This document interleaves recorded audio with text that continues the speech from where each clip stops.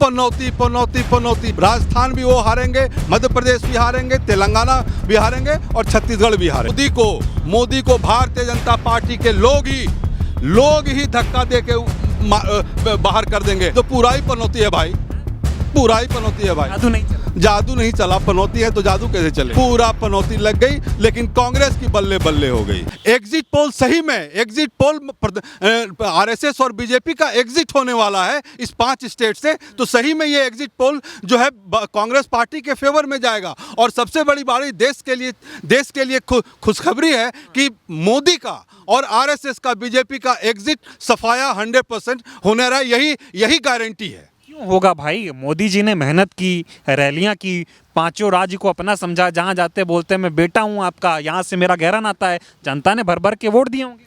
हाँ, इसीलिए भर भर के तो वोट दिए। उनके ये सारी बातों को कहने के लिए उनके विपक्ष के पार्टियों को उन्होंने वोट दिए। वो इसलिए दिए कि वो कहते हैं कि मैं बेटा हूँ, वो बोलते हैं कि मैं बैकवर्ड नहीं हूँ, तो कभी ओबीसी की बात करते हैं। वो जितनी बातें बोलते गए, कांग्रेस का ग्राफ उतना तेजी से बढ़ता गया। और जितना कांग्रेस का एग्रेसिव कैंपेन होता गया, मोदी के बुखार छूटने लगे, उनके नींद उड़ गए, जिनके कारण बौखलाहट में वो जितने भी खराब शब्द हैं डिक्शनरी में विपक्ष के लिए यूज करते रहे, जिसका फायदा कांग्रेस को लगातार हर दिन के कैंपेन में कांग्रेस का ग्राफ बढ़ता रहा। बातें बहुत चर्चा मेरी इस चुनाव में कहा गया कि राज्य के चुनाव राज्य के मुद्दों पे होने चाहिए, स्थानीय मुद्दों पे होने चाहिए। मोदी जी यहाँ से गए, राष्ट्रवाद का मुद्दा लेकर गए, बोले 9 साल हमने बहुत अच्छा काम किया। कुछ लोग ये बोल रहे हैं, बीजेपी वाले ही बोल रहे हैं, ये आए पनौती लगवा दी।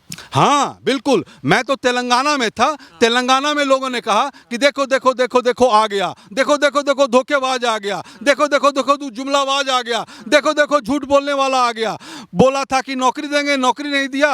बोला कि हर लोग को पैसा देंगे, पैसा नहीं दिया। बोला हर गरीब को घर देंगे, घर नहीं दिया। और विपक्ष के इंडिया गठबंधन के सारे लोगों के घर में ईडी सीबीआई भिजवा रहा था, और जिससे कि पार्लियामेंट में अध्यादेश पर सपोर्ट लिया, उसके घर में नहीं भिजवाया, उसके घर में नहीं बजाया। और इनके दोहरे चरित्र को देखिए, इसके दोहरे चरित्र को आप देखिए कि ये क्या कर रहे थे कि वहां पर अध्यादेश में कॉन्फिडेंस घोषणा ले लिए और वहीं तेलंगाना में जाकर उसी को गाली दे रहे हैं, उसी को गाली दे रहे हैं। मोदी मैजिक नहीं चल रहा है। मोदी मैजिक कैसे? मोदी मैजिक तो यही चला ना कि सब उनको छोड़कर भाग गया। भारतीय जनता पार्टी, आरएसएस के लोग भी छोड़ दिए, तो मोदी जी को तो लोग कैसे उनको पकड़ के रखेंगे जब उनके लोग छोड़ दिए, और जब वो अपने लोगों को वो खुद भी छोड़ दिए। कैसे छोड़ दिए? मध्य प्रदेश में गए, मध्य प्रदेश में जाके उनके चीफ मिनिस्टर का नाम लेने में इनको डर लगता था।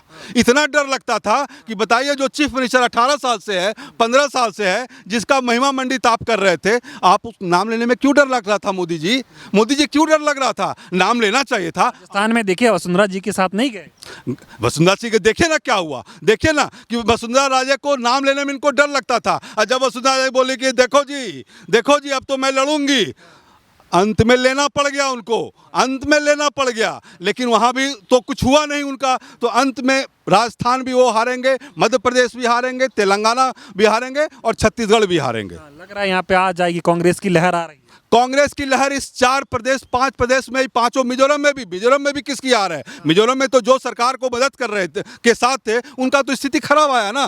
तो आप तो देखें ना, तो 5 स्टेट में जो इस सरकार के नरेंद्र मोदी के खिलाफ काम कर रहे थे, उनकी जीत होगी और उनका ही लहर बढ़ेगा, उन्हीं का वोट बढ़ेगा, उन्हीं का सब कुछ बढ़ेगा। और इस झूठे मक्कार पार्टी और नेता के लोगों के विरोध में वोट हुआ है, जिसके कारण 5 प्रदेश में कांग्रेस की सरकार बनेगी। लोग कह रहे राजस्थान में मदारी का खेल नहीं चला, जादूगर जादू कर गया।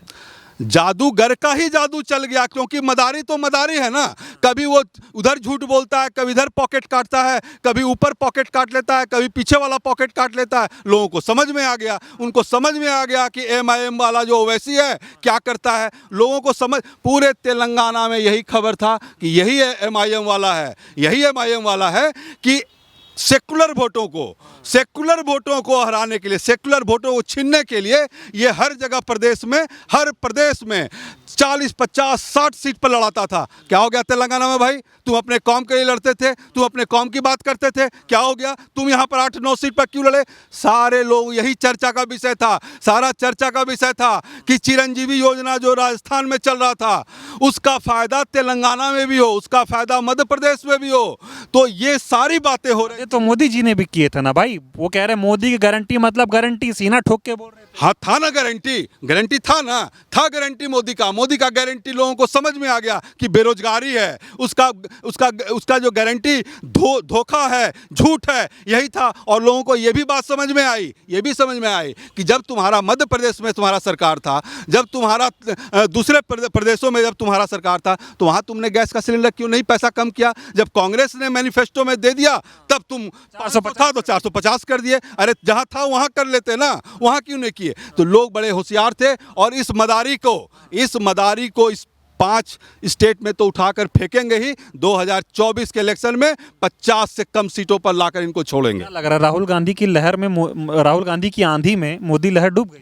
राहुल गांधी के पदयात्रा के भारत जोड़ो यात्रा के कारण जो एक माहौल बना, जो देश में लोग में हर जाति धर्म के लोग जुड़े और बेरोजगारी, महिलाओं के ये जो इश्यूज को लोगों को समझ में आया, उस लहर, उस तूफान के आगे ये मदारी मोदी झूठा धोखेबाज का बात साफ हो गया और जिसके कारण लोग उनके अगेंस्ट में वोट करेंगे और ये पूरा इस 5 इलेक्शन में खत्म। डूबी क्या?